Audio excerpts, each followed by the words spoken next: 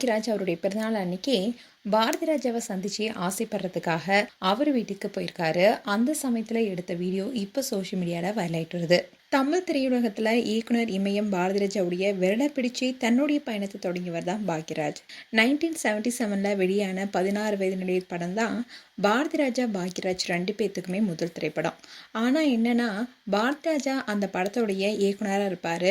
அதில் பாக்யராஜ் உதவி இயக்குனராக இருந்தார். அது மட்டும் இல்லாமல் இந்த படத்தில் பாக்யராஜ் ஒரு கேமியோ ரோலையும் நடிச்சிருப்பாரு.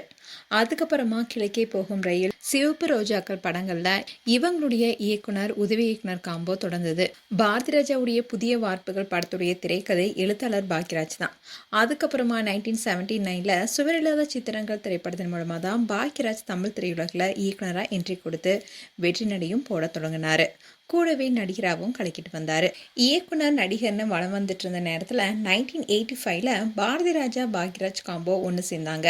அந்த வருஷம் வெளியான ஒரு கைதியின் டைரி படத்துடைய இயக்குனர் பாரதிராஜா, திரைக்கதை எழுத்தாளர்லாம் பாக்யராஜ்.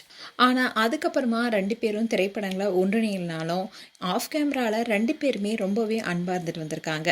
இப்படி இருக்க சூழல தான் குரு பாரதிராஜா இறந்த 17 நாளில் சிஷ்யர் பாக்யராஜும் காலமானார்.